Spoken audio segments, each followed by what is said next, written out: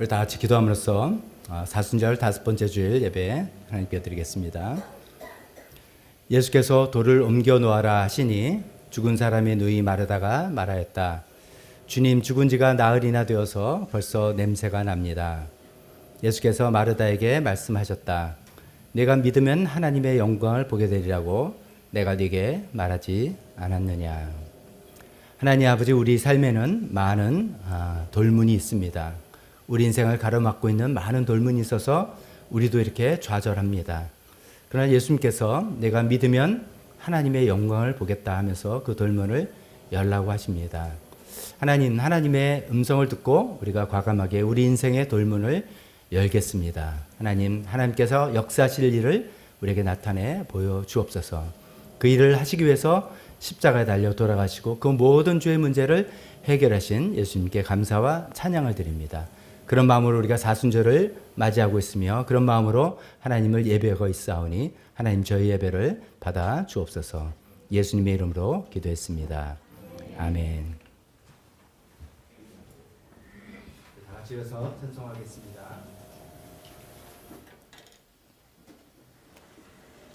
찬송가 149장입니다. 주 달려 죽은 십자가 우리가 생각할 때, 여기서 이제 생각은 단순히 생각이 아니라 원제목에 하면 설베이한다, 열심히 탐구하고 연구하고 알아본다는 것입니다. 그럴 때 우리 세상에 속한 욕심도 헛된 줄 알고 내 몸을 하나님께 제물로 드릴 수도 있고 그런다는 가사를 담고 있습니다. 우리 이 마음을 담아서 찬양하면서 예수님의 고난을 높이 찬양하는 시간 가졌으면 좋겠습니다.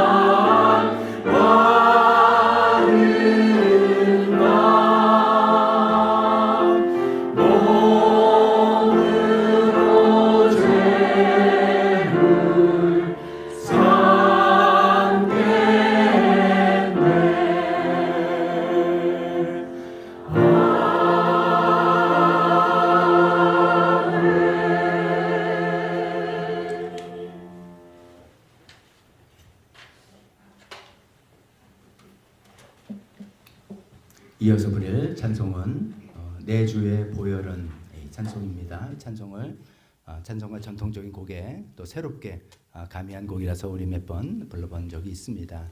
내 주의 보혈은 정하고 정하다. 우리의 모든 죄를 추악한 것을 깨끗이 씻어줄 수 있는 그런 능력이 있다. 그 주의 보혈을 흘려주신 예수님께 감사하며 그 주님 앞에 우리가 나가서 정말 용서를 얻고 새로운 삶을 얻고 복받는 그 길을 가자라는 그 내용, 우리 간절한 마음을 담아서 찬송하겠습니다.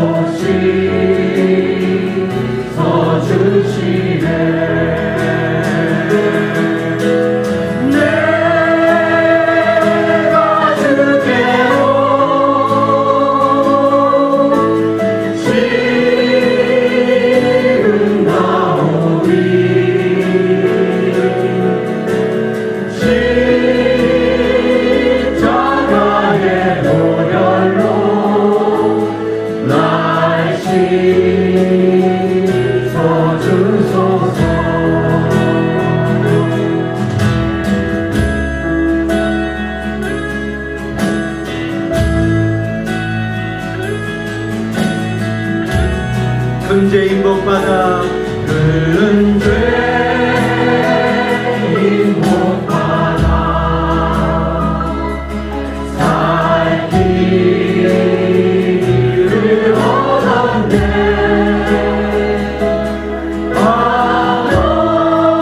한없이 넓고 그르네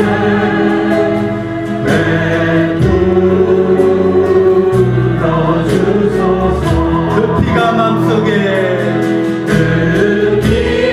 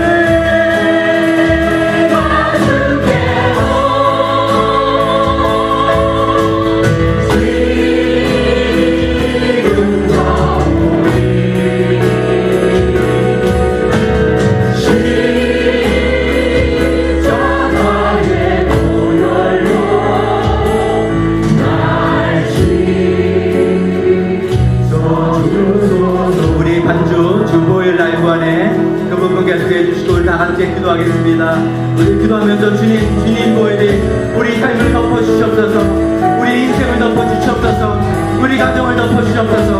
우리 모든 죄악을 덮어주시옵소서. 우리 모든 연약함을 덮어주시옵소서. 우리 간절히 기도하는 시간 갖겠습니다. 주여, 주여 우리를 덮어주시옵소서. 예수의 이름으로 덮어주시옵소서. 주여.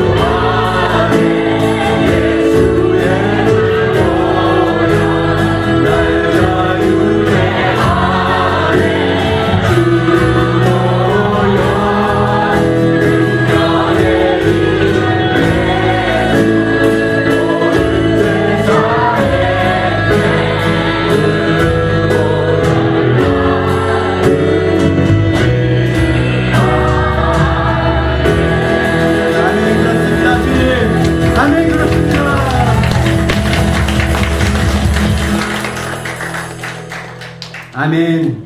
우리 예수님의 보혈 밖에 의지할 데가 없습니다. 우리 모든 추하고 연약한 것 다 덮어주실 그 예수님을 바라보며 하나님께 나오는 우리 기도를 절대로 외면하지 않으실 하나님을 향하고 찬양하면 좋겠습니다. 마지막 한 곡 주님께 더 드립니다. 시편 40편 찬송입니다. 하나님의 음성을 듣고자 기도하면 우리에게 귀를 기울이시고 나의 기도를 들어주신다. 이렇게 찬송합니다. 그래서 우리가 깊은 웅덩이 또 수렁에서 팍 빠져서 고난할 때 우리를 건져주시고 든든한 나의 발을 반석 위에 세우신다고 하셨습니다. 우리 과거의 그 모든 경험들을 갖고 계신 분들 찬양하는 마음으로 이 찬송합시다.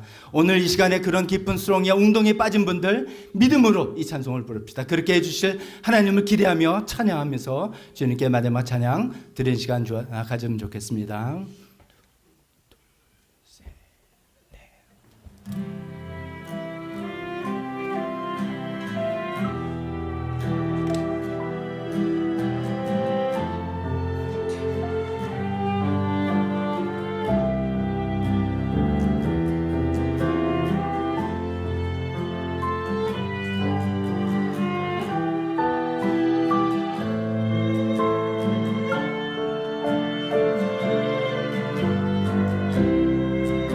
하나님의 음성을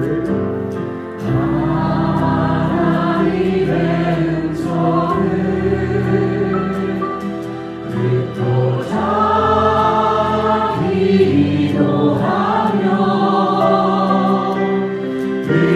귀를 기울이소 나의 기도를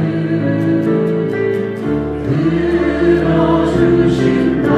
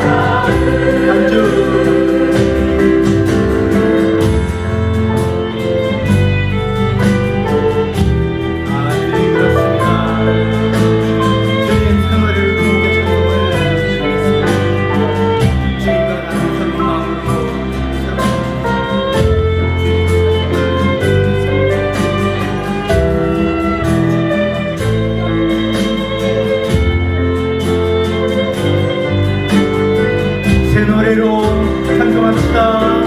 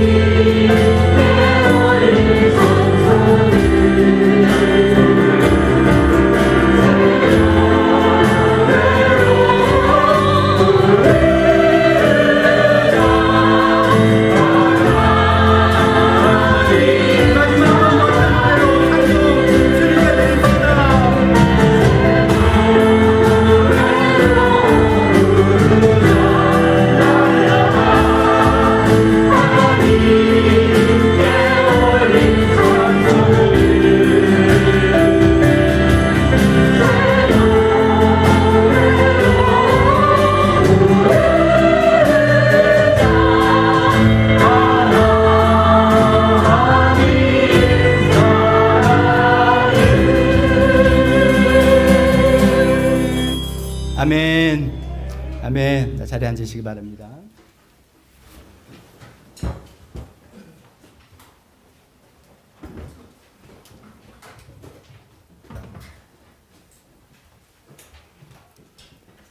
새 노래로 찬송을 부르자. 우리가 아는 노래지만 새로운 심령으로, 새로운 마음으로, 새로운 절박함으로, 새로운 간절함으로 하나님께 찬송을 드릴 때 그 찬송을 받으시는 하나님인 줄 믿습니다. 우리 오늘 또 함께 나와서 예배에 오신 모든 분들 주님의 이름으로 환영합니다. 오늘 아까 보니까 군인 아저씨가 계셨는데 옷을 갈아입었어요. 근데 하여간 군인 아저씨, 우리 신기훈 군인 아저씨 또 군복 입을 때가 더 보기 좋았는데 멋있습니다. 잘 왔어요. 제대 이제 얼마 남았냐 했더니 6개월 남았다 그럽니다. 벌써 3분의 2를 하고 3분의 1 남았는데 잘 하면 좋겠습니다. 오늘 또 우리 신경옥 자매님 그동안 좀 힘든 수술 잘 마치고 예배 처음으로 또 오셨는데 잠깐 일어나세요. 잘하셨습니다.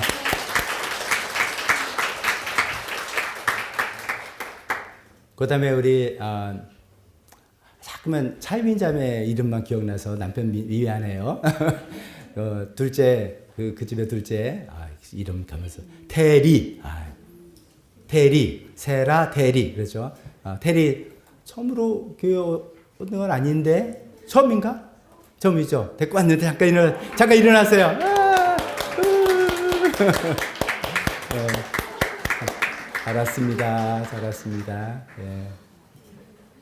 그렇게 또 그 밖에 뭐 또 오랜만에 오신 분들도 있지만 왜 나는 소개 안 시키나 또 서운해하지 마시고 또 소개 안 시키면 늘 오신 분이니까 그런 겁니다. 자, 주보를 보면서 우리 교회 소식 나누겠습니다. 우리가 이제 사순절 기간을 맞이하고 있습니다. 예수님께서 고난당하신 40일 동안의 우리 고난을 함께 동참하는 그 기간이죠.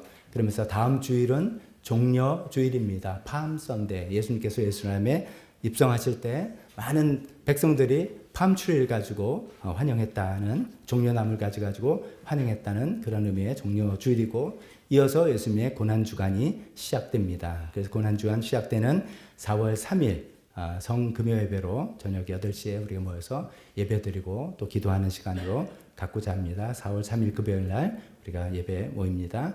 그러면서 맞이하는 부활주일이 4월 5일 부활주일입니다. 우리를 예수님 부활하셔서 우리에게 영원한 소망이 되어주신 우리 위해서 죽으심으로 감동으로 끝나는 게 아니라 부활의 능력으로 우리에게 보이신 그 부활주일을 우리가 또 하나님께 찬양하며 예배로 모이겠습니다. 우리가 부활주일 또 절기 헌금하니까 우리 또 마음 준비해 주시기 바랍니다. 이번 절기 헌금은 뜻깊습니다. 우리 작년까지 1차 상환을 마치는 걸 우리가 목표로 했고 1차 상환을 잘 마치고 이제 2차 상환을 위해서 우리가 준비하는 또 다른 두 번째 도약기라고 생각하면서 또 하나님께 기도하면서 임해 주시면 고맙겠습니다. 오늘 감사떡은 우리 시환이인데 할머니 할아버지께서 감사떡을 제공하십니다. 우리 김경태 형제님 서영식 집사님 가정에서 손자 시환이 돌을 맞아서 이렇게 감사떡 제공하니까 기쁨으로 받으시고 감사하겠습니다. 특별기도에 우리 신경 자매님 회복이 이제 많이 되어서 예배도 참석해 주신 감사하고 우리 윤재 시신경염 계속해서 치료를 위해서 또 손민아 아버님 퇴원하셨지만 완전히 회복될 수 있도록 또 김하영 어머님 퇴행성 무릎 관절염 때문에 한 달 동안 되게 좀 계시라는 진단을 받으셨는데 잘 나을 수 있도록 이어서 김미연 자매님의 아버님 대장암 의심으로 지금 검사받고 치료받고 있는 중입니다. 올바른 진단 또 하나님께서 그 치료 과정에서 또 아직 예수님 전혀 모르시는데 하나님의 은혜를 베풀어 주시도록 기도하면 좋겠습니다. 이어서 해외 선교회 네팔의 시티미션교회 라진 목사님 소식은 지난번에 우리 공질 카톡을 통해서 다 받으셨으리라 믿습니다. 그래서 여러 가지 사역 잘하고 있는 거 우리가 또 알고 계속 기도하면 좋겠습니다. 이어서 페루의 장인성 에스더 선교사님 또 연락이 오셨는데 제가 이건 처음 그러니까 중보기도 팀에게만 전달 드린 것 같습니다. 근데 이제 그분들이 사역하는 빌라 그 마을 어촌 마을에서 사역하는 데가 있고 그다음 대학교 캠퍼스 사역이 있고 또 그 청소년들 그 교도소 사역이 있습니다. 그런 사역들 잘 감당하실 수 있도록 기도해 주시면 좋겠습니다. 나라와 북한을 위해서 또 세계 정세를 위해서 중동의 그런 지역도 우리가 다 알고 하나님께서 빨리 개입하셔서 이 땅에 평화가 일어나도록 계속 기도하는 우리가 되었으면 좋겠습니다. 이 시간에 대표 기도와 헌금 시간으로 이어지겠습니다.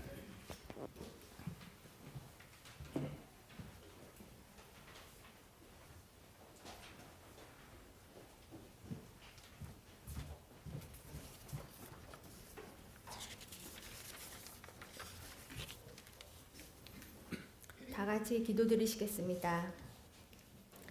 사랑의 주님, 사순절 다섯째 주일에 예배로 불러 모아 주심에 감사드립니다. 이 시간 예배를 통해 온전히 주님 홀로 영광 받으시옵소서. 저희의 모든 간고와 질고를 십자가에서 대속하시기 위해 어린 아기로 이 땅 가운데 오신 예수님의 사랑과 그 방식에 감사와 찬양을 올려드립니다.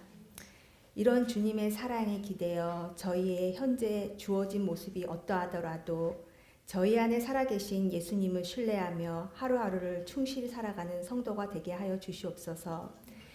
저희의 연약함으로 인하여 세상의 잣대로만 남을 바라보는 것을 주님 회개하오니 용서하여 주시옵소서. 주님, 매일 주시는 말씀을 통해 저희 안에 믿음의 씨가 자라서 믿음의 거목이 되어 약한 이들을 품을 수 있는 사랑하는 교회 성도가 되길 간절히 소망합니다. 하나님, 지금 전 세계는 전쟁이 끊이지 않고 불안이 계속 가중되고 있습니다.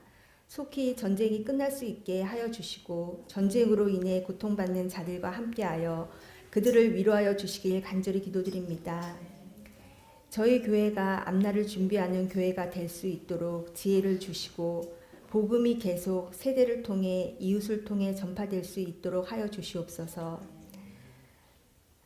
말씀의 삶과 생명의 삶을 통해 주님을 더욱 알아가고 신뢰하는 삶을 살 수 있게 되길 간절히 기도드립니다. 목장을 통해 주님의 사랑과 섬김이 전달되고 각자의 삶의 현장에서 일하시는 하나님을 경험하는 시간이 되게 하여 주시옵소서. 조일랜드 중고등부 사역을 위해 기도드립니다. 혼란스러운 시대를 살아가는 아이들에게 진정한 구원자와 진리이신 예수님을 전하는 통로가 되게 하여 주시옵소서. 교회 가족의 건강을 위해 기도드립니다. 신경욱 자매님, 전윤재 어린이, 손민학 아버님, 김화영 어머님의 건강을 회복시켜 주시고 그 가족들의 위로와 평안을 허락하여 주시옵소서. 특별히 김미연 자매 아버님의 건강을 위해 기도드립니다. 검사와 치료의 시간을 통해 아버님과 믿지 않는 가족들이 주님을 만나는 계기가 되게 하여 주시옵소서. 저희의 일하는 터전과 학업과 군 복무의 현장에서 주님의 신실하심과 선하심이 늘 경험되길 간절히 기도드립니다. 네팔의 종교적 자유와 평화가 정착되길 기도드립니다. 시티미션 교회와 바리발 도다니 선교지를 영적으로 성장될 수 있도록 하여 주시고 안정될 수 있도록 지켜주시옵소서. 페루의 장인성 에스더 선교사님의 선교 사역과 함께하여 주시고 북한의 자유와 평화의 땅이 되게 하여 주시옵소서. 또한 지하교회의 모든 성도들을 보호하여 주시길 간절히 기도드립니다. 하늘꿈 학교 사역을 통해 학생들에게 주님의 말씀을 전할 수 있도록 하여 주시옵소서. 이 시간 예배를 위해 기도드립니다. 신령과 진정으로 드리는 예배가 되게 하여 주시옵소서. 이 모든 말씀 예수 그리스도의 이름으로 기도드립니다.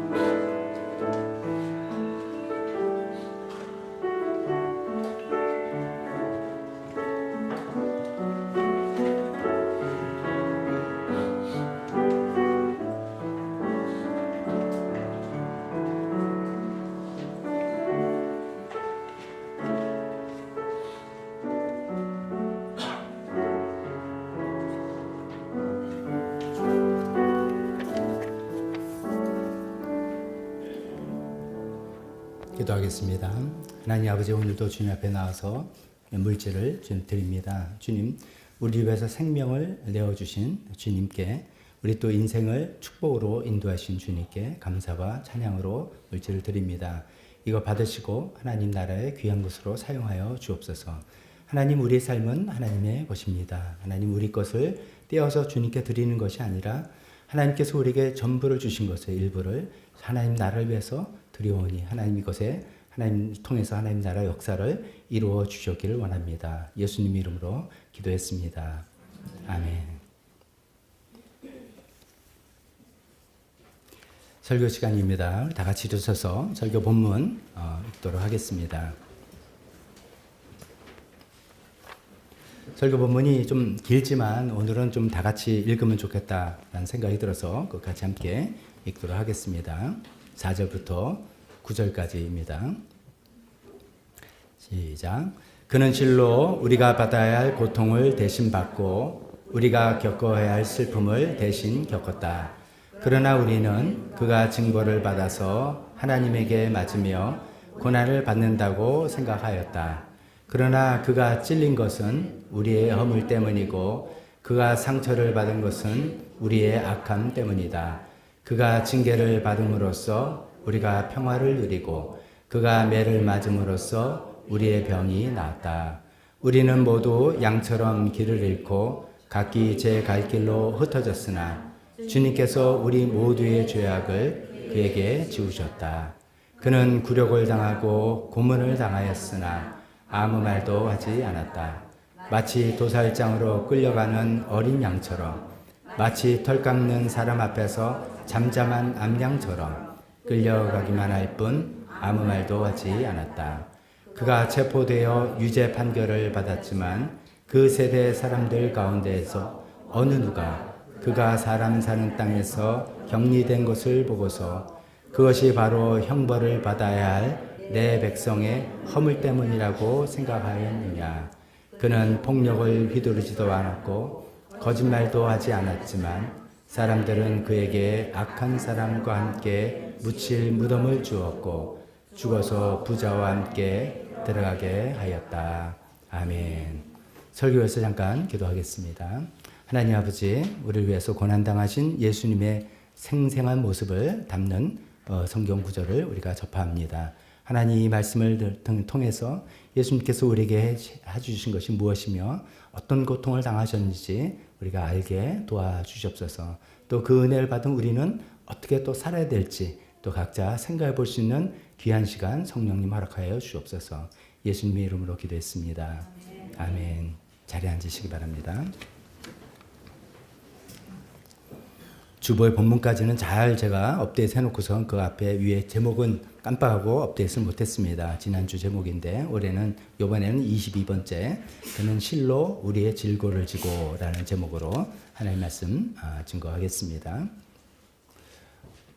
어저께 이제 광화문에서 BTS 공연이 있었다고 합니다. 뭐 오랜만에 이제 완전체로 결합해가지고선 공연을 하고 뭐 굉장한 광고도 하길래 저는 이제 BTS 팬은 아닌데 그래서 좀 그래도 봐야 되는 거 아닌가 싶어서 이제 좀 보다가 좀 잘 모르겠어요. 제가 뭐 좋아하는 음악도 아니고 뭐 그렇기도 합니다. 그래서 이제 생중계로 뭐 한대니까 그것도 뭐 넷플릭스에서 생중계로 한대서 이렇게 보다가 저는 뭐 모르겠다 그러고 이제 그만뒀습니다.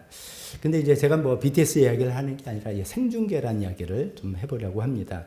오늘 저희가 읽은 이 본문 말씀이 마치 예수님의 고난을 생중계하듯이 생생하게 이야기하는 그런 장면을 우리가 맞이하게 되는 겁니다.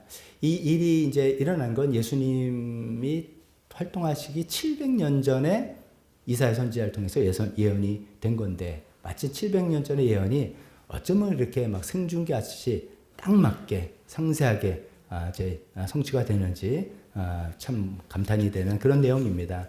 그래서 오늘 이 내용을 가지고 먼저 간단히 살펴보고 이것이 우리에게 어떤 의미가 있는지 또 우리가 어떻게 해야 되는지를 생각해 보려고 합니다. 먼저 우리 지난주에 우리 예수님께서 간고를 겪으시고 질고를 아신다. 좀 옛날 용어라서 세 번역은 다르게 번역했지만 좀 옛날 용어가 더 의미가 있다라고 해서 그 단어를 사용하면서 살펴봤습니다. 간고라고 하면 우리 정신적으로, 심적으로 어려운 슬픔 이런 거라고 생각하면 좋겠다 말씀드렸죠. 그 다음에 질고를 아신다. 그래서 질고는 질병으로 인한 고통, 육신의 병, 질병 이런 거라고 말씀을 드렸습니다. 그래서 예수님께서 정말 이렇게 심적으로도 우리 위해서 고난을 당하셨고 몸을 질병을 쉽게 겪는 그런 과정을 겪으셨겠구나라고 생각을 해보면서 그런 질병 질문도 했었죠. 예수님이 진짜 병이 걸리셨나? 그런 거 아닌데 이거 왜 이렇게 나오는가? 생각해보니까 단순한 병 걸린 그 차원을 넘는 그런 이야기다라고 생각해봤죠. 병의 근원인 죄와 저주를 예수님께서 자신에게 다 뒤집어 쓰고 전가한다고 그러죠. 전가해서 짊어지셨음을 말씀하시는 거다. 그래서 죄로 인해서 온 질병 모두를 예수님께서 담당하시고 십자가에서 죽음을 당하셨다는 그 얘기를 하고 있는 거다라고 우리가 살펴봤습니다. 자, 그렇게 예수님께서 이제 그런 고난을 당하신 것을 우리가 본다면 많은 사람들이 정말 감사하다, 정말 훌륭하시다, 뭐 예수님 따르겠습니다 이렇게 나와야 될 텐데 오늘 본문 내용은 그 당시에 그 예수님의 그 고난을 보는 사람들이 생각에 그가 징벌을 받아서 하나님께 맞는구나. 그러니까 자기가 뭔가 잘못한 게 있으니까 저렇게 천벌을 당하는구나. 자업자득이다. 이렇게 생각했다는 그 얘기를 하고 있습니다. 우리도 이제 다 그렇죠. 어떤 사람이 고통당하는 거 막 아이고 저 사람 참 안 됐다라고 하면서도 그래도 뭔가 우리 모르는 뭐가 있나 보다. 그래서 참 하늘이 다 보고 있으니까 저렇게 했다라고 생각하는 그런 생각을 하지만 그런 평가를 하지만 그게 아니란 이야기를 강변해서 이야기하고 있는 거죠. 그래서 예수님의 고난은 우리를 대신해서 받은 그 고난입니다 라는 이야기를 하는 것이고 그것을 다른 말해서 대신 속죄함을 주는 것이다 라고 이야기를 하고 있는 그 대목입니다. 그러면서 이제 5절 쭉 나오는 그 대목이 예수님께서 우리를 위해서 대신 고난당하신 그 부분을 아주 상세하게 설명을 하고 있습니다. 제가 일부러 4, 5, 6 이렇게 절을 그 주보 안에 써놨는데 5라고 써있는 그 부분을 보시면서 한번 따라와 주시면 좋겠습니다. 예수님이 당하신 고난을 이 네 가지로 설명하는 그 유명한 구절입니다. 처음에 그가 찔린 것은 우리 허물 때문이다. 찔림, 예수님의 찔림을 생각해 봅시다. 우리 예수님이 어떤 것을 우리 위해서 찔렸는지 연상되는 것들 많으시죠. 머리에 가시면류관으로 이마가 확 찔려서 피가 나는 그 찔림이었고 그 다음에 더 큰 것은 옆구리에 창으로 찔렸다 이렇게 표현되어 있습니다. 예수님 십자가 달렸을 때 빨리 예수님 이제 이 처형을 마쳐야지 안식일이 다가오니까 유대인들 당국자들이 빨리 이 시신을 좀 수습해 달라. 그래서 로마 군병이 그 죽음을 거의 죽었다고 확인했지만 확인 사살 겸해서 창으로 예수님 옆구리를 찔렀다 이렇게 되어 있습니다. 표현으로는 옆구리를 찔렀다라고 표현됐는데 그 원어로 생각해 본다면 그것이 아마 심장일 것이다 이렇게 생각합니다. 확인 사살인데 누가 옆구리 찌르겠어요? 빨리 심장을 찔러서 그 확인하는 게 가장 상식적인 거 아니겠습니까? 그래서 가시면류관 쓰신 찔림, 창작으로 그 심장을 찔린 그 찔림 이런 것들을 우리가 생각해 볼 수가 있습니다. 두 번째는 그가 상처를 받은 것은 우리의 악함 때문이다. 상처를 받았다. 예수님 상처 많이 당하셨죠. 그 대제사장 집안에서 그 황장에서 고난당하면서 주먹으로 얼굴을 때리고 그래서 어디가 깨졌는지 퉁퉁 부었는지 우리가 쉽게 짐작할 수 있는 그런 상처. 그다음에 빌라도가 때려서 한번 매질하고 그냥 방면해 주려고 하다가 그게 안 된 거지 않습니까? 근데 그때 채찍으로 맞은 찢겨나간 등줄기 이런 것이죠. 우리가 한국 문화권에서는 이제 제가 마침 그 영화를 봐서 그럽니다. 요새 그 히트진 영화 뭡니까? 왕과 사는 남자 맞죠? 거기도 보면 곤장 맞는 곤장 100대를 때려라. 그럼 100대 맞고 이제 잘못하면 거의 죽는 거잖아요. 예수님 당대는 채찍 40대 맞으면 거의 죽는 거예요. 근데 그 채찍이 그냥 채찍이 아니라 끝에 쇄골고리 이런 것들을 달아놨기 때문에 살점이 뜯겨나가는 그런 채찍이죠. 예수님이 그 채찍을 맞으신 거죠. 그래서 뜯겨나간 등 이런 것을 생각할 수 있습니다. 그 상처는 또 십자가 달리실 때 손과 발에 못 박은 거잖아요. 정말 잔인하게 손발을 못을 박은 그런 상처 이런 것들을 다 생각할 수 있습니다. 그다음 징계를 당했다라고 했습니다.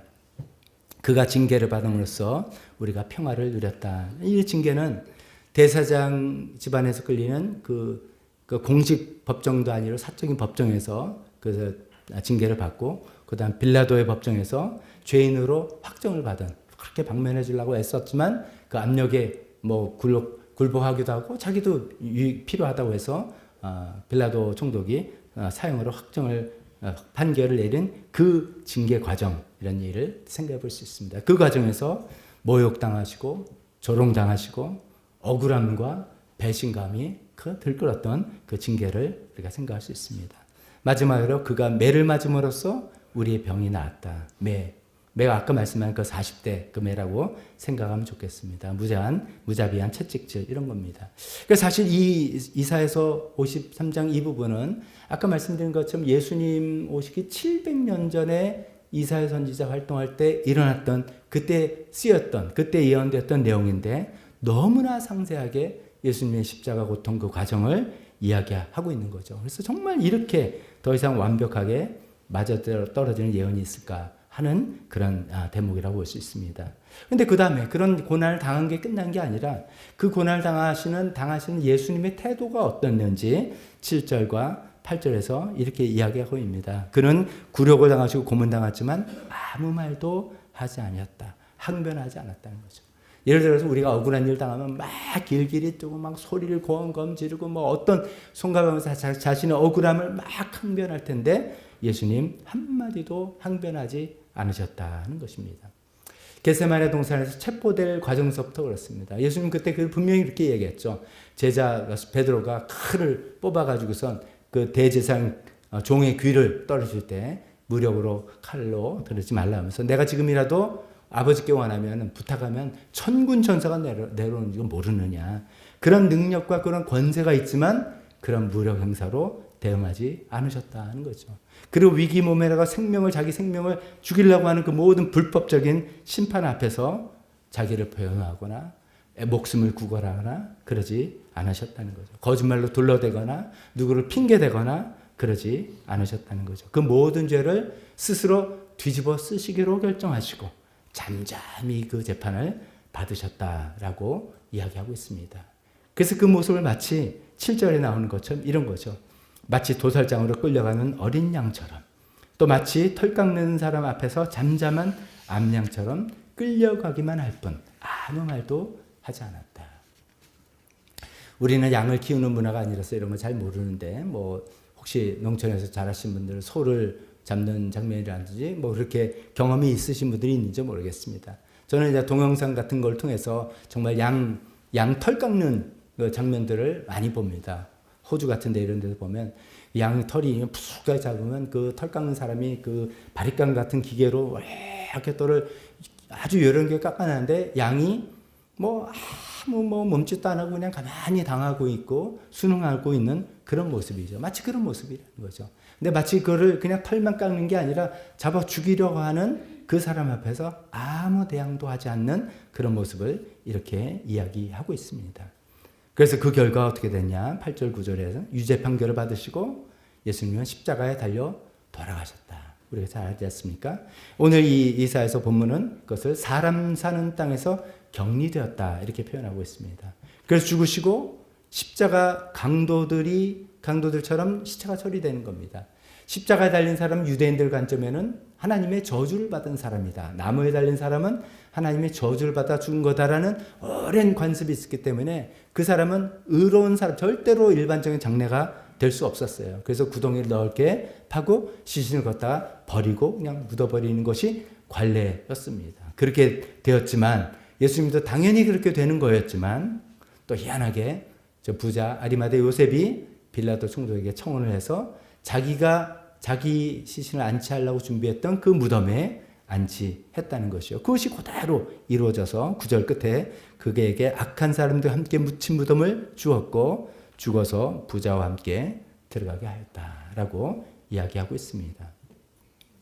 오늘 이사야서 53장 이 부분은 사실 모든 것이 마치 보고서 기록한 것 같은 복음서 당시 예수님 당시에 그 제자들이 예수님의 처형 장면 이런 걸 다 보고서 기록했다고 해도 크게 틀리지 않을 것 같은 그런 완벽하게 맞아 떨어지는 그런 내용이라고 볼 수가 있겠습니다. 그런데 이제 예수님이 어떻게 돌아가셨느냐도 중요하지만 왜 그러셨는지를 아는 게 또 중요하지 않겠습니까? 그 내용이 바로 6절에 나와 있습니다. 6절에 우리는 모두 양처럼 길을 잃고 각기 제 갈 길로 흩어졌으나 주님께서 우리 모두의 죄악을 그에게 지우셨다. 이런 얘기하고 있습니다. 우리는 양을 키우는 문화권이 아니라서 양처럼 하면은 딱 떠오르는 그 생각들이 양처럼 순백한 양, 뭐 순사고 귀여운 양 이렇게 이런 연상어가 떠오르지만 이스라엘 사람들에게 양을 키운 경험이 그 문화에 있는 이스라엘 사람들에게 양 어떤 동물이냐면 쟤는 정말 무지하고 정말 지멋대로고 정말 앞밖에 모르고 정말 얘는 누가 돌봐주지만 않으면 안 되는 애예요. 절벽이 코앞에서도 시력이 워낙 시력이 안 좋아서 그냥 빠져나가고 그냥 뿔뿔이 흩어지고 이런 동물이에요. 미련하기 짝이 없는 동물이에요. 라는 그런 동물인 것입니다. 그래서 항상 양은 개랑 같이 키운다든지 염소랑 같이 키운다든지 이런 것이죠. 여기서 양처럼 길을 잃었다는 것은 미련하게 자기 고집과 자기 판단, 자기 주장 믿고 하나님의 뜻대로 살지 않고 나가는 그런 모습을 설명하기 위해서 사용한 것입니다. 제가 어디서 들은 이야기인데 예능인 이경규 씨 그분이 은근히 또 말되는 이야기들을 꽤 많이 하잖아요. 제 경험이 많아서 이경규의 명언 중에 하나 이런 게 있다고 제가 찾아보니까 나오네요. 잘 모르고 무식한 사람이 신념을 가지면 무섭습니다. 아마 이제 연예계에서 활동하면서 그런 거 많이 봤나 봐요. 잘 모르고 무식한데 나름대로 신념을 가지고 이 사람 못 막는다는 거죠. 저는 이게 딱 이 모습 같아요. 양이 그런 거예요. 자기 잘 모르면서 눈도 나쁘고 잘 모르면서 혼자 보아지도 못하는데 자기 나름대로 신념을 가지고 막 목장알도 안 되고 막 자기 마음대로 가려는 이제 대책 없는 그런 동물이다. 이 이야기를 하고 있는 것입니다. 그 결과로 우리가 죄값을 치러야 되는데 마땅히 우리가 양처럼 고집부리고 그냥 무죄가 자기 마음대로 이렇게 나가서 우리가 죄값을 치러야 했는데 하나님께서는 그 죄값을 누구에게? 예수님에게 지우셨다. 그것이 우리가 늘 찬송하는 대신 속해주는 대속의 권한이고 대속의 은혜 아니었겠습니까? 그 얘기를 하기 전에 하나님을 이렇게 양처럼 각기 떠나서 각기 제 갈 길로 흩어지는 그 대가가 뭔가라고 하면 우리가 그걸 죄라 이야기하는데 죄는 뭐 나쁜 짓, 못된 행동, 뭐 쌍소리, 뭐 등등 여러 가지 행동으로 규정되는 것들이 있겠지만 더 중요한 것은 죄의 성경에서 하는 죄의 본질은 관계의 단절입니다. 기본적으로 하나님과의 관계가 단절되고 그것으로 인해서 이웃과의 내 사랑하는 사람과의 관계가 단절된 게 바로 죄라고 성경은 계속해서 이야기하고 있습니다. 하나님은 우리가 하나님을 사랑하고 순종해야 되는 대상인데 내가 왜 하나님 말 뭐하러 들어? 이렇게 해서 관계가 단절되는 거고 하나님께 서로 섬기고 사랑하려고 했는 내 이웃, 가족, 뭐 여러 가지 친한 사람들이 있는데 왜 그래야 돼? 라고 여러 가지 문제로 인해서 그것이 깨진 그것이 죄의 모습이라고 이야기하고 있습니다. 왜 그러냐? 자기 욕심, 자기 욕망, 자기 고집 이런 것들 때문인 것이죠. 그 자기 욕심과 자기 고집에 영원히 갇혀서 살아가는 그것을 지옥이라고 부르는 것입니다. 하나님께서 우리에게 그 지옥에 가지 말고 지옥의 상태에 빠지지 말고 하나님과 중심으로 이웃을 사랑하고 살라고 그렇게 길을 주는데도 양처럼 미련하게 고집을 피우면서 막 지금 고집을 피우면서 말뿔뿔이 흩어지는 이 모습을 이야기하고 있다는 것이죠. 그 대가가 우리가 마음에 살면서 마음으로 지옥을 겪고 있는 것이고 이렇게 살다가 죽으면 영원한 지옥에 빠지는 큰 대가, 혹독한 대가로 이어지는 것 아니겠습니까? 자, 이렇게 성경에서 예수님의 고난에 대해서 쭉 이야기하는데 그 다음에 이야기를 이어가기 위해서 제가 영화 이야기를 하나 하겠습니다. 여러분들도 보셨을 분이 많이 있을 텐데 그 산드라 블락이라는 그 여배우가 주연한 Unforgivable이라는 영화입니다. 그냥 영어로 Unforgivable, 용서할 수 없는 뭐 그런 뜻이겠죠. 그 영화입니다. 이 첫 장면이 아주 칙칙하게 나옵니다. 그 여주인공. 사실 저도 개인적으로 산드라 블락 되게 이제 좋아하는 그런 배우인데 주로 이 여자가 막 코미디에도 나오고 밝은 역할, 영웅적인 이야기를 많이 하는데 영화에서는 정반대의 어떤 역할을 맡습니다. 그 여인이 감옥에서 20년 형기를 받고 중간에 이제 20년 형을 다 사는 게 아니라 중간에 나와서 이제 가석방으로 출소되는 장면으로 시작이 됩니다. 그 제목은 경찰을 죽인 죄입니다. 이제 정확히는 미국에는 폴리스 경찰이 있고 셰리프가 있잖아요. 셰리프를 죽인 거예요. 그래서 그 경찰 살인죄로 20년 형을 받고 복역 중에 그래도 모범수로 인정받아서 가석방됐습니다. 가석방되면은 계속해서 그 사람을 담당하는 사람을 주기적으로 만나서 이 사람이 사회에 잘 적응하는지 이거를 이제 보는 그런 상태이지 않습니까? 이 산드라 블락이 주연한 이 여인이 이 죄가 그냥 죄가 아니라 경찰을 죽인 죄이기 때문에 그것을 사람들이 그냥 뭐 나쁜 죄도 저 사람은 그 죄인 출신이야 뭐 이렇게 싫을 텐데 그 사회적으로도 되게 따가운 시선을 받게 되었어요. 영어로 이제 cop killer 이렇게 되는 거니까요. 근데 이 산드라 블락이 역할한 루스라는 이 여인에게 어린 여동생 케이리가 있었어요. 이제 자기가 감옥에 끌려가면서 이 케이리를 자기가 돌볼 수 없으니까 어디 멀리 다른 데 보내주고 그 동생은 입양이 된 것입니다. 그 이제 형기를 마치고 가석방돼서 나오는 이 루스의 간절한 마음은 자기 여동생 케이리를 만나고 싶어 하는 거예요. 그래서 감옥서에 있을 때부터 이제 어디 입양됐다는 소식과 편지를 썼는데 이상하게 이 편지가 계속 돌아오는 겁니다.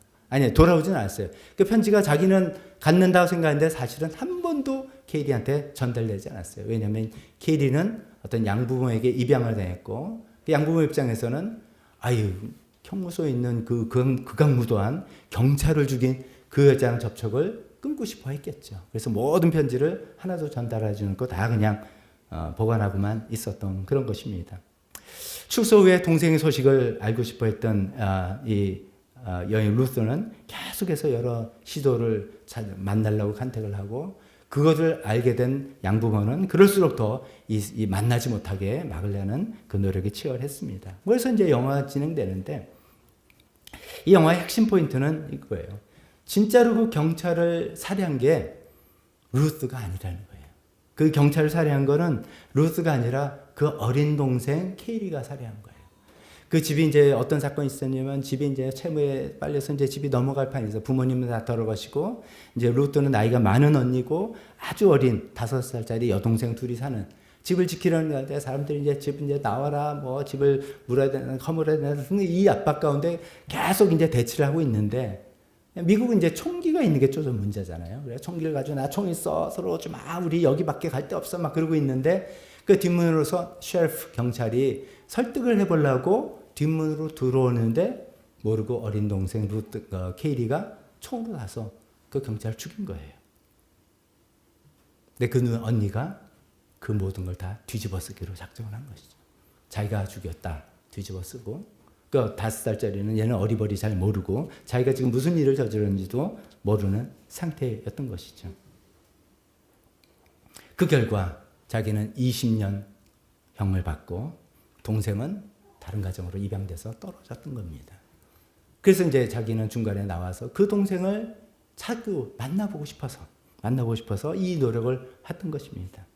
그 모든 과정을 이제 루스가 자기를 도와달라고 어떤 변호사를 붙들고 해서 변호사가 이제 그걸 도와주는 과정에 이렇게 이야기해요.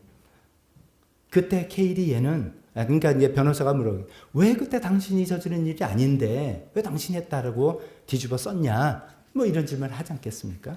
그때 하는 그 영화 대사가 있는데, 그때 케일이는 5살밖에 안 된다. 얘는 살아갈 인생이 남아있지 않냐. 나는 뭐 노인네는 아니지만 살 만큼 살았고, 얘는 지금 5살짜리 애가 경찰을 죽인 그런 전과가 기록되면 얘 인생은 어떻게 되겠냐. 그래서 내가 그걸 뒤집어 쓴 거다라고 이야기하는 거죠. 물론 법적으로 5살짜리에게 감옥을 보내지는 않습니다. 그러나 평생 얘는 경찰을 살해한, 미국 사회에서 그런 거 굉장히 또 심하게 보잖아요. 그런 살인범으로 낙인 찍히는, 인생이 망치는 그 길을 자기가 대신해서 그 언니가 죄를 뒤집어 썼다는 것이죠. 그리고 경찰 신문 받을 때도 법정 앞에서도 절대로 누설하지 않고 자기가 그 일을 했다라고 다 뒤집어 쓰고 그 형 복역을 했던 그런 것입니다. 제가 이 영화 얘기를 왜 하는지 여러분 금방 짐작하셨을 겁니다. 어쩌면 오늘 이 본문을 접하면서 바로 이 예수님의 사랑이, 물론 비교 안 될 만큼 이런 거지만 좀 그런 게 아닌가 싶습니다. 예수님이 마치 이 언니 루스 같은 거예요. 우리가 바로 케일이 동생 같은 겁니다.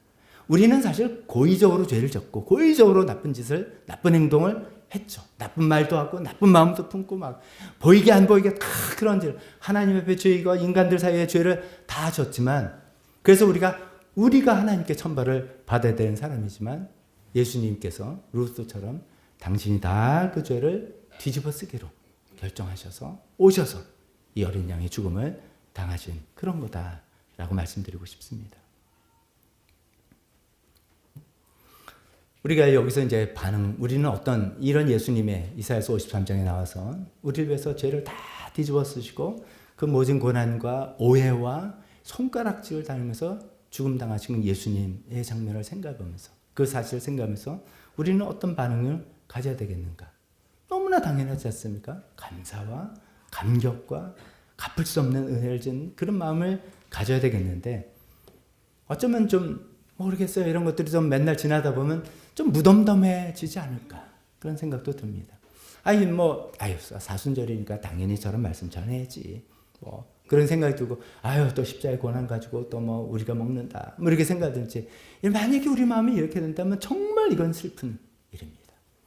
예수님께서 우리를 위해서 그렇게 동안하신 고난 당하시고 생명을 내오신 것에 우리가 자꾸만 새롭게 그 감사함으로 인해서 정말 나도 하나님 위해서 내 인생 주님께 바칠 수 있다라는 그런 마음이 우리가 되었으면 좋겠습니다. 그러면서 이 감사는 단순한 예절이 아니라, 나한테 은혜를 줬으니까 내가 답례를 한다가 아니라 내가 정말 살아있다는 증거 아닙니까? 감사는 살아있다는 증거라고 우리가 말할 수 있습니다. 그런 감사에 사람이 되어야 되겠다 먼저 말씀드립니다. 그런데 오늘은 이제 그런 일반적인 적용 말고 그 감사로 우리가 하나님께 살아가자라고 말씀드린 것 외에, 그 중요한 외에 우리가 이 감사함과 함께 또 어떤 일들을 해나갈 수 있을까, 이 본문을 통해서 3가지를 생각해 보면서 말씀 나눠보겠습니다. 첫 번째로는 자신을 항변하지 말기. 이런 것입니다. 우리가 살다 보면 억울한 일 당하는 일 굉장히 많습니다. 자기는 분명히 그거 아닌데 자기한테 막 했다고 막 하는 일. 사실 살다 보면 제일 힘든 일이 억울한 일 당하는 것 같아요. 아니 내가 잘못해서 어떤 정당한 처벌을 받는 거면 소위 달게 받는다 이렇게 하는데 아무리 생각해도 나는 그거 안 했는데 막 억울한 일을 당할 때 내가 안 한 일을 내가 했다라고 해서 당할 때 제일 이것을 받아들이기 힘든 것 같은 거예요. 그래서 그것을 막 입증하려고 막 당신은 잘했느냐 따지고 막 이렇게 하면서 이게 점점점 에스컬레이트 되는 그런 것들이 얼마나 많은지 모르겠습니다. 물론 우리가 무슨 부당한 폭력이라든지 뭐 부당한 처우를 받을 때 자기의 권리를 보호하는 거는 해야 됩니다. 우리가 이제 제가 억울한 일을 항변하지 말자 그러니까 무조건 나는 우리 예수 믿는 사람 뭐든지 당하고만 있어야 된다 이런 얘기를 하는 건 아니죠. 우리가 부당한 일에 대해서는 정당하게 공공 질서를 세워야 되기도 하고 자기를 변호하기도 해야 되는 것이죠. 근데 그런 얘기 아닌 거 제가 여러분들 아시죠? 우리가 내가 조금 더 억울한 일 당할 때 그거를 어떤 식으로 내가 대응하나 이거죠. 힘에는 힘, 주먹에는 주먹에, 눈짓에는 눈짓으로, 고함에는 고함으로 그렇게 딱 내서 거친 말로 싸우고 대하고 따져보고 막 이런 걸로 하는 그런 것들이 사실 우리의 본능인데 우리가 닮고 싶은 예수님 모습은 본능적인 자기 변호를 내려놓으셨다는 거죠. 그래서 그 공의는 하나님께 맡기셨다는 거예요. 예수님은 그냥 다 뒤집어 쓰셨다가 아니라 그 모든 공정한 판결을 하나님께 맡기셨다는 것이죠. 우리가 예수님을 믿고 따라간다면 이 사순절 기간에 이 예수님 앞에 우리가 선다면 우리도 좀 그렇게 해보면 어떻겠나 말씀드리고 싶습니다. 우리 자신을 막 항변하고 올바로 자기를 변호하는 대신에 그 변호를 하나님께 맡겨보고 내 자존심 세우기 위해서 목소리 높이는 건 가지고 오히려 관계를 살리기 위해서 침묵해보고 내가 한마디 덜 함으로써 평화가 이루어진다면 그렇게 해보겠다. 5절에 그가 징계를 받음으로써 우리가 평화를 누렸다. 예수님 내가 징계받고 평화를 누린다면 내가 그 징계 받겠다. 라고 하는 어떤 대속적인 순종 이렇게 해보면 좋겠다고 말씀드리겠습니다. 두 번째로 이 본문을 통해서 우리가 또 생각해 볼 것은 타인의 불행을 쉽게 판단하지 않자 말자라는 것입니다. 타인의 불행을 쉽게 판단하지 말자. 4절의 앞에서 보면 예수님께서 그런 고난을 대속적인 대신 그 고난을 당하고 있는데 주변 사람들이 어떻게 받느냐. 그가 징벌을 받아서 하나님께 맞는 거야. 이렇게 생각했다는 거잖아요. 근데 우리는 모른다는 것입니다. 우리는 너무 단순하게 잘 되면 하나님의 복 받고 잘 안 되면 하나님께 벌 받는 거다. 아니, 하나님께도 아닙니다. 잘 된 사람은 재수가 좋고 잘 안 된 사람은 저 사람은 뭐 자업자득이야. 이렇게 생각하는 너무 단순 도식으로 자기 자신도 볼 뿐만 아니라 남들을 그렇게 평가하는 그런 잘못을 저지르고 싶습니다. 우리가 때로는 아무 잘못 없는데도 불행한 일을 당할 수 있습니다. 아무런 잘못 없는데도 고난을 겪을 수가 있습니다. 그런 것을 보고 우리가 쉽게 판단하지 맙시다.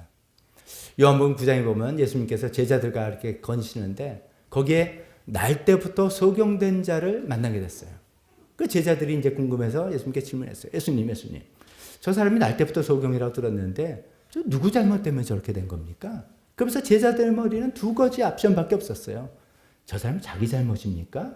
아니면 부모의 잘못입니까? 너무 단순 도식이죠. 어떤 원인, 결과, 인과 응보. 이런 결과가 있으니까 반드시 그거는 나쁜 결과가 있으니까 나쁜 원인이 있었겠다. 누구? 이렇게 따지는 그 질문에 예수님께서 뭐라고 말씀하셨습니까? 하나님께 사시는 일을 나타내고자 하는 것이다. 굉장히 어쩌면 A라고 질문하는데 B라고 대답하시는 거예요. 근데 심오한 질문이에요. 이거를 따질 수도 있고 따질 수 없고 우리 인생에서 누구의 잘못을 따질 수 있는 것보다 따질 수 없는 일이 더 많을 수 있습니다. 근데 그 모든 걸 통해서 하나님께서 하실 일이 나타나는 거라면 이런 이야기를 하시는 거죠. 우리가 겪는 갈등과 고난과 이런 것에 우리는 시시비비를 가리기를 참 좋아합니다. 그러나 우리가 지금 예수님을 통해서 살아가는 시대는 제가 몇 번 말씀드렸지만 이미 and 아직 already 이루어졌고 아직 완성되지 않은 세상을 살고 있습니다. 이미 예수님의 구원이 이루어졌지만 아직은 완성되지 않은 이 긴장 상태에 살고 있습니다. 그래서 우리가 그 긴장 상태에 살고 있을 때 당하는 고난이 이게 내 잘못으로 오는 1대1 상황으로 오지 않는 경우가 상당히 많습니다. 다른 사람 잘못 때문에 내가 고난을 당할 수도 있고 누구의 잘못 때문에 고난을 당하는지도 모르고 당하는 것도 있고 여러 가지 변수가 있는 그런 세상에 우리가 살고 있습니다. 그래서 우리가 함부로 판단하기가 너무나 조심스러운 것입니다. 다른 사람들의 불행을 보고 쉽게 저 사람은 이것 때문이야, 저 사람은 저것 때문이야 판단하지 말고 오히려 무거운 짐을 함께 지고 나가줘야 되겠다. 그렇게 생각하는 우리가 되었으면 좋겠습니다. 세 번째는 가장 중요한 내용입니다. 비용을 지불하는 용서를 베풀자 이겁니다. 보통 우리가 용서하자 이렇게 말합니다. 근데 오늘은 이 말씀을 또 생각해서 또 내가 비용을 지불하자 이거예요. 용서를 하는데 용서에는 반드시 비용이 지불돼야 되는 것입니다. 이런 얘기입니다. 우리가 흔히 생각하는 건 내가 너 용서할게. 나 없던 일로 하자. 그것도 맞는 말이긴 한데 어떤 안 좋은 일이 생겼으면 뭔가 비용이 발생하는 겁니다. 그게 금전적인 비용이든 마음의 상처의 비용이든 관계의 갈등의 비용이든 무슨 일이 생겼어요. 그 비용을 이제 누가 지불하면서 이걸 해결할 것인가를 결정해야 됩니다. 그래서 우리가 보통 법정으로 가서 판단을 하는 거죠. 재판장에서 이건 당신이 7대 3이라든지 10대 빵이라든지 누가 비용을 내야 된다라고 판결을 하곤 합니다. 반드시 비용이 발생되는 겁니다. 그런데 우리가 용서한다는 것은 그 비용을 내가 지불하겠다라는 결심이라는 것입니다. 우리가 왜 그렇게 합니까?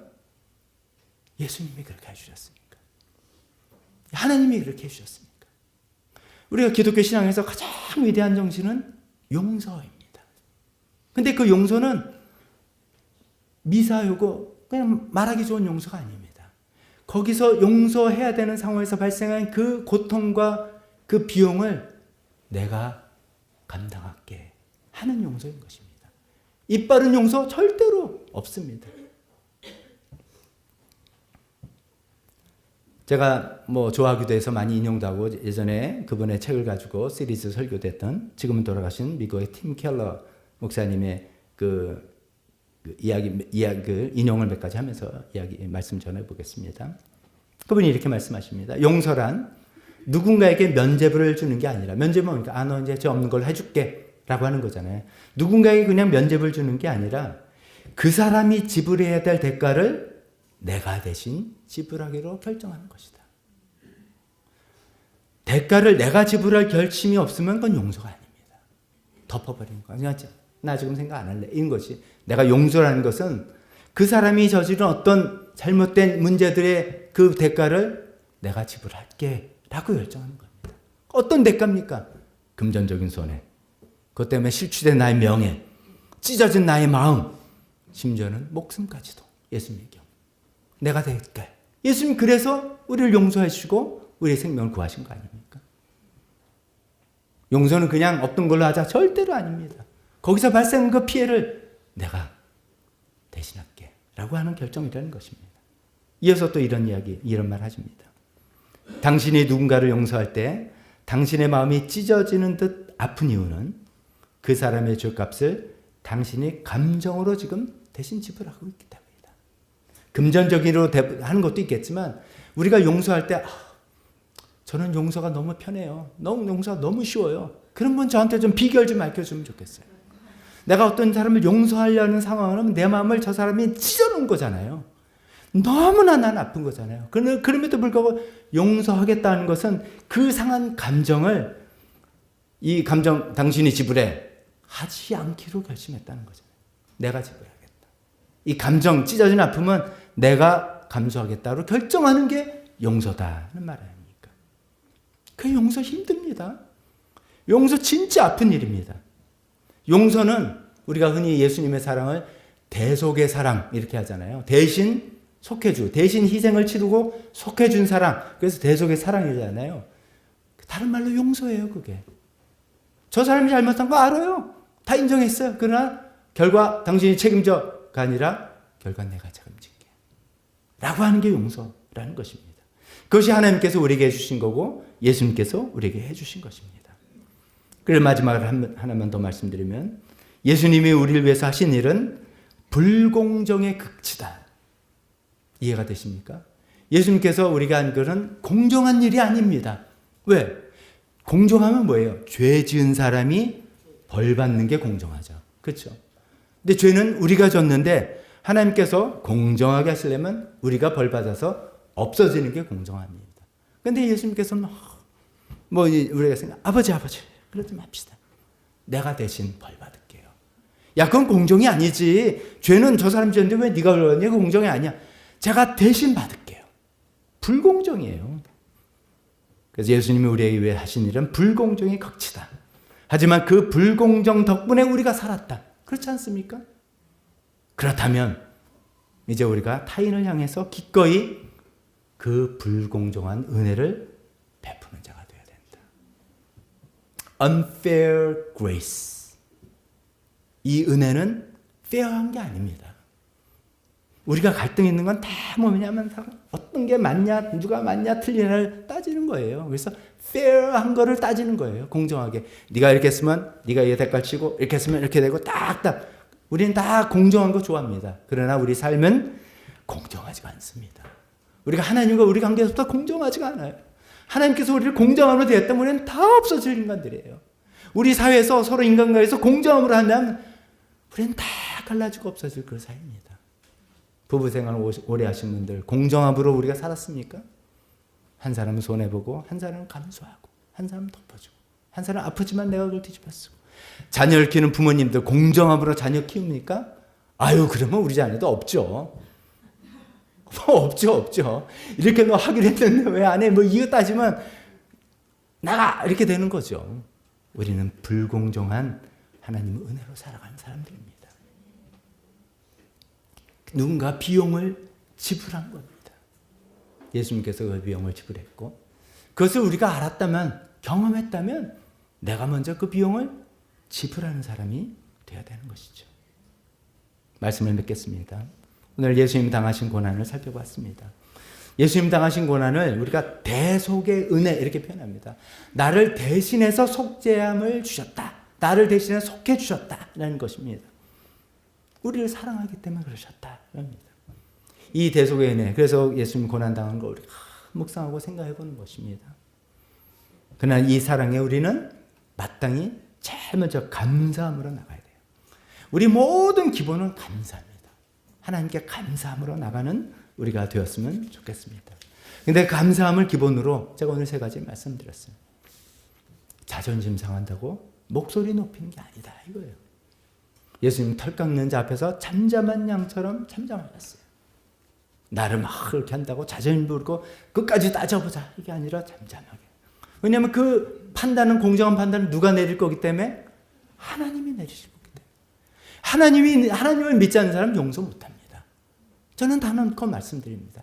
하나님을 믿지 않는 사람은 어떻게 용서합니까? 끝까지 따져봐야 되죠. 내가 하나님 믿는 사람은 하나님의 공정한 심판에 맡겨드리는 것이에요. 예수님께서 그렇게 하신 겁니다.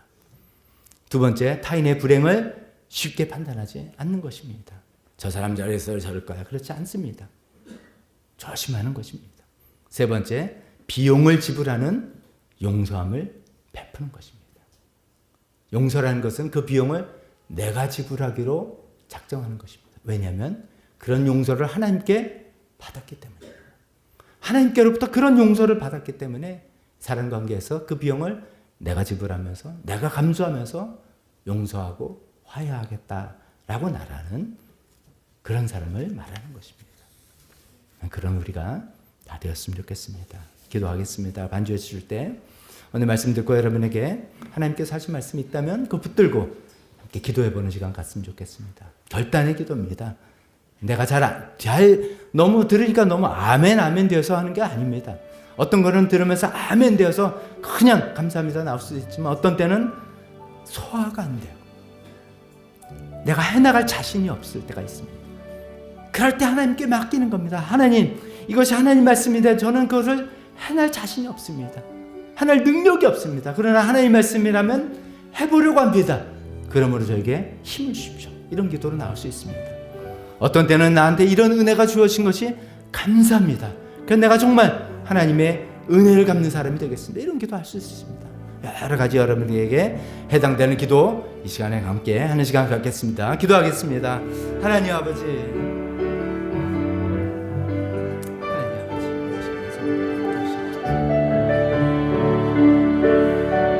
논리도 다 잘 계십니다. 하나님의 이런 다시의 은혜를 주옵소서. 용서할 수 있는 사람들이 되어 주옵소서.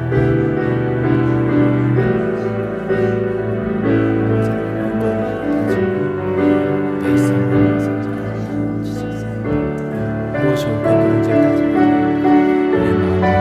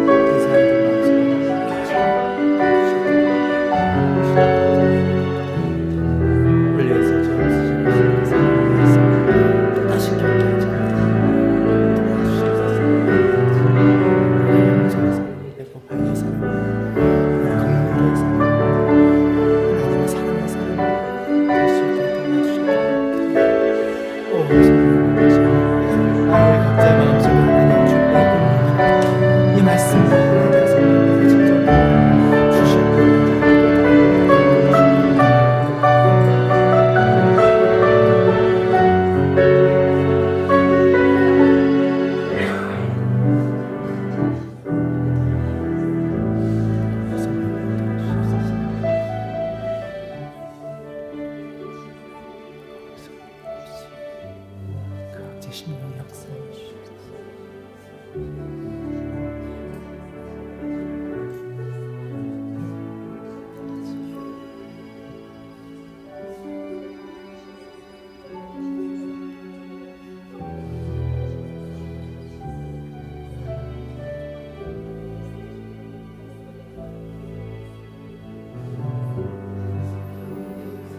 하나님 아버지, 우리를 위해서 대속해 주신 하나님의 사랑을 무한히 감사합니다. 예수님께서 어린 양으로 오셔서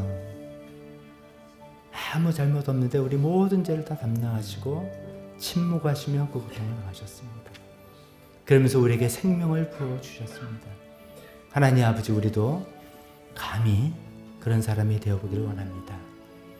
옳고 그른 걸 따지는 그 이상의 사람이 되기를 원합니다. 하나님 아버지, 정말 그런 십자가의 사랑을 받은 우리 사람이 되기를 간절히 원하며 예수님의 이름으로 기도했습니다. 아멘. 우리 다 같이 일어서서 우리 헌신 찬송 찬송하겠습니다. 당신의 주보 뒤에 있는 가사 찬송입니다.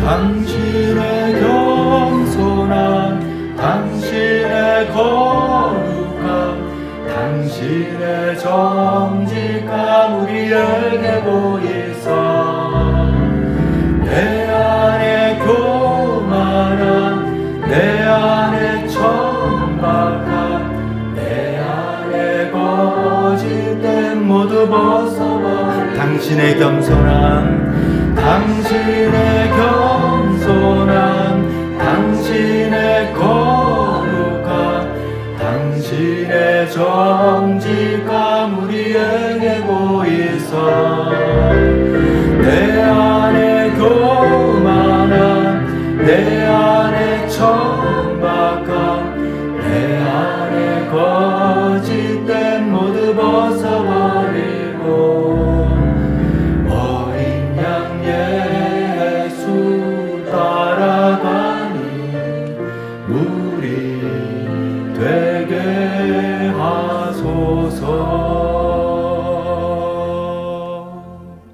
축도하겠습니다. 지금은 우리 주 예수 그리스도의 은혜와 하나님 아버지의 사랑하심과 성령님의 교통하심이 어린 양 예수 따라가는 우리가 되겠다고 결단하는 우리 모든 성도들에게 지금부터 영원토록 함께 있을지어다.